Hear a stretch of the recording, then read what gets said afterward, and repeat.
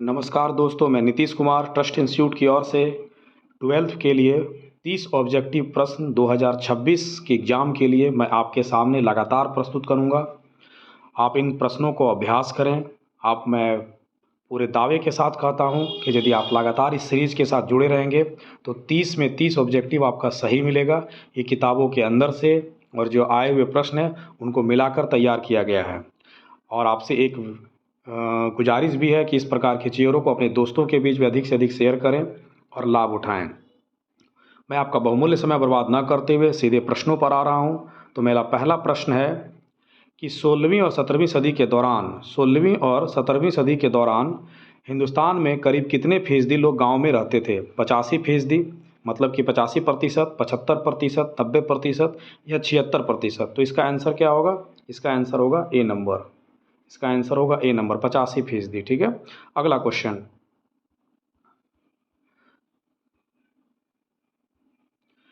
17वीं सदी के कृषि इतिहास को समझने के लिए मुख्य स्रोत क्या है?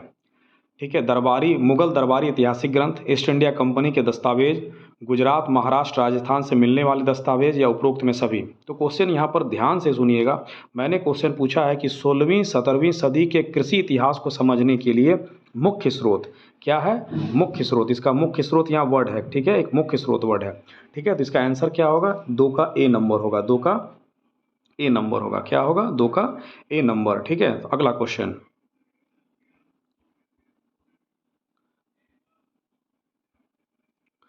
16वीं 17वीं सदी के कृषि इतिहास को समझने के लिए स्रोत क्या है? यहाँ देखिए, मैंने मुख्य वर्ड शब्द का यूज नहीं किया है, तो इसलिए इसका आंसर क्या होगा? मुगल दरबारी ऐतिहासिक ग्रंथ, ईस्ट इंडिया कंपनी के दस्तावेज, गुजरात, महाराष्ट्र, राजस्थान से मिलने वाले दस्तावेज, उपरोक्त में सभी। तो इसका आंसर होगा डी नंबर, 3 का डी नंबर। अगला क्वेश्चन। आईने अकबरी के लेखक कौन है? अबुल फजल, अब्दुल हमीद लाहौरी, मोतमिद खां या इनायत खां? तो इसका आंसर होगा 4 का ए नंबर। 4 का ए नंबर होगा, अबुल फजल। अगला क्वेश्चन। मुगल में किसानों के लिए कौन सा शब्द प्रयोग किया जाता था? ऐसा यहाँ होगा, मुगल काल में किसानों के लिए कौन सा शब्द प्रयोग किया जाता था? रैयत या रियाया, आसामी या मुजरियान या उपरोक्त में सभी? तो इसका आंसर होगा 5 का डी नंबर, सभी यूज किए जाते थे। किसानों के लिए रैयत या रियाया भी प्रयोग हुआ है, आसामी भी प्रयोग हुआ है और मुजरियान भी प्रयोग हुआ है, इसलिए 5 का आंसर होगा डी नंबर। सारे किताबों से निकाले गए प्रश्न है और ये आपके लिए बेहतर उपयोगी साबित होंगे। C number, 6 number. वैसे किसान जो उन्हीं गांव में रहते थे जिनमें उनकी ज़मीन थी क्या कहलाते थे? खुद कास्त, पाही कास्त, आसामी या ए और बी दोनों? तो इसमें आंसर होगा 6 का ए नंबर, खुद कास्त। जो उन्हीं गांव में रहते थे, उन्हें क्या कहा जाता था? उन्हीं गांव में जो रहते थे उन्हें कहा जाता था खुद कास्त। ठीक है, 6 का ए नंबर होगा, खुद कास्त कहा जाता था, जिनमें उनकी ज़मीन होती थी और वहीं खेती करते थे। ठीक है, अगला क्वेश्चन, 7 नंबर। वैसे किसान जो दूसरे गांव से ठेके पर खेती करने आते थे क्या कहलाते थे? खुद कास्त, पाही कास्त, आसामी या ए बी दोनों? इसका आंसर होगा 7 का बी नंबर होगा, पाही कास्त। जो दूसरे गांव से, ठीक है, ठेके पर खेती करने आते थे उन्हें पाही कास्त कहा जाता था। अगला क्वेश्चन, 8 नंबर। मुगल काल में मुगल काल में उत्तर भारत के एक औसत किसान के पास कितने बैल और हल होते थे? 1 जोड़ी बैल, 1 जोड़ी हल, 2 जोड़ी बैल, 2 जोड़ी हल, 1 जोड़ी बैल, 2 जोड़ी हल, 2 जोड़ी बैल, 1 जोड़ी हल। चूंकि इसमें औसत किसान का वर्ड है इसलिए इस तरह के क्वेश्चन आ सकते हैं। औसत किसान के पास क्या होता था? 8 का ए नंबर होगा, 1 जोड़ी बैल और 1 जोड़ी हल। ठीक है, मतलब 2 बैल और 2 हल। ठीक है, 8 का होगा ए नंबर। ठीक है, अगला क्वेश्चन। मुगल काल में गुजरात में कितने एकड़ जमीन के किसान को समृद्ध किसान माना जाता था? कैसा? मुगल काल में, ठीक है, गुजरात में एक कितने एकड़ जमीन के किसान को समृद्ध किसान माना जाता था? 6 एकड़, 7 एकड़, 8 एकड़ या 5 एकड़ के? तो इसका आंसर क्या होगा? ए नंबर, 9 का ए नंबर। 6 एकड़ के जमीन, जिन किसानों के पास 6 एकड़ जमीन होती थी उन्हें समृद्ध किसान माना जाता था। अगला क्वेश्चन, 10 नंबर। मुगल काल में बंगाल में एक औसत किसान के पास जमीन की ऊपरी सीमा कितनी थी? ठीक है। वर्ड क्वेश्चन क्या क्या, बंगाल में, ठीक है, बंगाल में एक औसत किसान के पास जमीन की ऊपरी सीमा, मैक्सिमम सीमा कितनी होती थी? 6 एकड़, 7 एकड़, 8 एकड़ या 5 एकड़? तो 10 का होगा डी नंबर, 5 एकड़। ठीक है, बंगाल में एक औसत किसान के पास जमीन की ऊपरी सीमा 5 एकड़ होती थी, 10 का डी नंबर। 11 नंबर, मुगल काल में खेती किस सिद्धांत पर आधारित थी? व्यक्तिगत मिल्कियत के सिद्धांत पर, सहकारी सिद्धांत पर, सीमांत खेती पर आधारित या राज्य मिल्कियत के सिद्धांत पर? तो इसका आंसर होगा 11 का ए नंबर, व्यक्तिगत मिल्कियत के सिद्धांत पर आधारित होती थी, 11 का ए नंबर। अगला क्वेश्चन, मुगल काल में खेती का प्राथमिक उद्देश्य क्या था? लोगों का पेट भरना, बाजार में बेचना, राज्य को कर देने के लिए, या उपरोक्त में सभी? क्योंकि यहाँ प्राथमिक उद्देश्य लिखा है, प्राथमिक उद्देश्य क्या था, मेन उद्देश्य क्या था? तो इसका आंसर होगा 12 का ए नंबर। ठीक है, लोगों का पेट भरना, मुगल काल में खेती का प्राथमिक उद्देश्य लोगों का पेट भरना था, 12 का ए नंबर। अगला क्वेश्चन 13 नंबर, जिन इलाकों में 40 इंच या उससे अधिक की बारिश होती थी वहाँ कमोबेश कौन सी फसल की खेती होती थी? धान की, गेहूं की, बाजरा की या ज्वार की? इसका आंसर क्या होगा? धान की, मतलब चावल की खेती होती थी। जहाँ 40 इंच से या उससे अधिक की बारिश होती थी वहाँ पर धान या चावल की खेती होती थी। ठीक है, 13 का ए नंबर। 14 नंबर, मुगल काल में सिंचाई के साधन कौन कौन से थे? रहट, बाल्टियों, नहर या उपरोक्त में सभी? इसका आंसर होगा 14 का डी नंबर। ठीक है, 14 का डी नंबर। ठीक है, मुगल काल में सिंचाई के साधन रहट भी थे, बाल्टी भी थे और नहर भी थे। ठीक है, तो इसलिए उपरोक्त में सभी होगा। 15 नंबर क्वेश्चन, शाह नहर किस राज्य में बनवाई गई थी? पंजाब, गुजरात, राजस्थान या हरियाणा? तो शाह नहर जो है वो पंजाब में बनवाई गई थी, 15 का ए नंबर होगा। शाह नहर पंजाब में बनवाई गई थी। ठीक है, 15 का ए नंबर। 16 नंबर, शाह नहर किसके शासनकाल में मरम्मत की गई थी? शाह नहर किसके शासनकाल में मरम्मत की गई थी? बनवाने की बात नहीं कही गई, मरम्मत। तो ठीक है, अकबर, जहांगीर, शाहजहां या औरंगजेब? तो 16 का सी नंबर होगा, शाहजहां के काल में मरम्मत कराई गई थी। ठीक है, 16 का सी नंबर। 17 नंबर,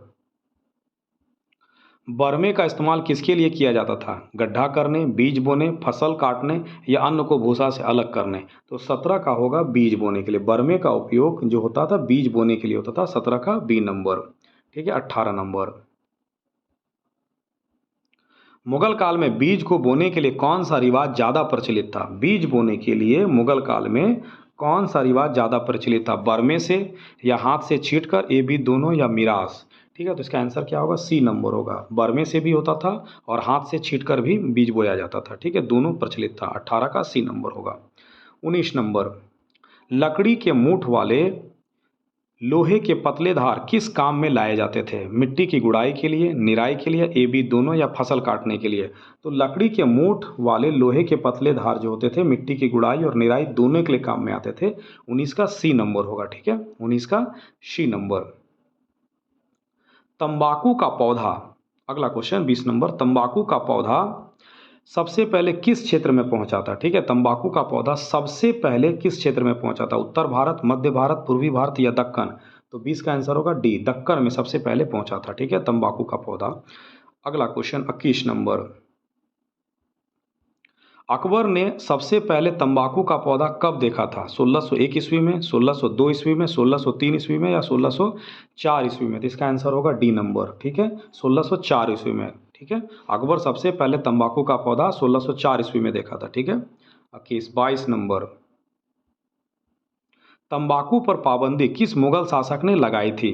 अकबर, जहांगीर, शाहजहां या औरंगजेब? तो तंबाकू पर पाबंदी जो लगाई थी जहांगीर ने लगाई थी, 22 का बी नंबर होगा। ठीक है, अगला नंबर 23 नंबर, 1600 से 1700 के बीच भारत की आबादी कितने करोड़ बढ़ गई थी? लगभग 5 करोड़, लगभग 6 करोड़, लगभग 7 करोड़, लगभग 8 करोड़? तो 1600 से 1700 ईस्वी के बीच भारत की आबादी लगभग 5 करोड़ बढ़ गई थी, 23 का ए नंबर। 24 नंबर क्वेश्चन, मुगल काल में ज़्यादातर जगहों पर साल में कम से कम कितनी फसलें उगाई जाती थी? क्या कहता है? मुगल काल में ज़्यादातर जगहों पर साल में कम से कम कितनी फसल उगाई जाती थी? 2 फसल, 3 फसल, 1 फसल या 4 फसल? तो इसका आंसर होगा 24 का ए नंबर, 2 फसल। 24 का ए नंबर, साल में कम से कम 2 फसल उगाई जाती थी। ठीक है, 25 नंबर क्वेश्चन, मुगल काल में जहाँ बारिश या सिंचाई के साधन बेहतर थे वहाँ साल में कितनी फसलें उगाई जाती थी? 2 फसल, 3 फसल, 1 फसल या 4 फसल? तो जहाँ सिंचाई और बारिश के बेहतर साधन थे वहाँ साल में 3 फसलें उगाई जाती थी। 25 का बी नंबर होगा। ठीक है। 26 नंबर, आईने अकबरी से पता चलता कि मुगल प्रांत आगरा में कितनी किस्म की फसलें उगाई जाती थी? आईने अकबरी से पता चलता कि मुगल काल आगरा में कितनी फसलें उगाई जाती थी? 39, 43, 50 या 22? तो 26 का ए नंबर होगा, 39 फसलें। आगरा में 39 फसलें उगाई जाती थी।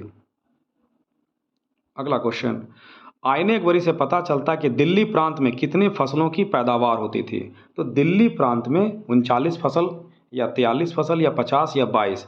तो होता, इसका आंसर होगा 43 फसल, बी नंबर। दिल्ली प्रांत में कितने फसलों की पैदावार होती थी? 43 फसल। 43, 27, 28 नंबर क्वेश्चन, आईने अकबरी से पता चलता कि बंगाल में सिर्फ चावल की कितनी किस्में पैदा होती थी? 39, 43, 50 या 22? ठीक है। 39 फसल, बंगाल में सिर्फ चावल की कितनी किस्म होती थी? ठीक है, पैदा होती थी 39 या 43 या 50 या 22? तो इसका आंसर होगा सी, 50।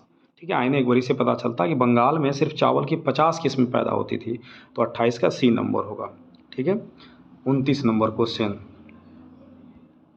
जिन से कामिल का क्या अर्थ होता था? सर्वोत्तम फसल या सामान्य फसल, सर्वोत्तम फसल, रबी फसल या खरीफ फसल? तो इसका आंसर होगा बी नंबर, सर्वोत्तम फसल। ठीक है। जिन से कामिल का अर्थ होता है सर्वोत्तम फसल। ठीक है। अगला क्वेश्चन, लास्ट क्वेश्चन है 30 क्वेश्चन, इनमें से कौन जिन से कामिल फसल थी? ठीक है। जिन से कामिल, कपास, गेहूं, गन्ना या ए और सी? तो कपास भी जिन से कामिल फसल थी और गन्ना भी जिन से कामिल फसल थी, इसलिए आंसर क्या होगा? डी नंबर होगा, ए और सी। ठीक है। तो मित्रों, मैंने आपके लिए 30 प्रश्न लाया है और बेहतर होगा कि आप भी थोड़ा मेरा साथ दें और अपने दोस्तों के साथ इसे शेयर करें और लाभ उठाएं और दूसरे को भी लाभ उठाने दें। धन्यवाद।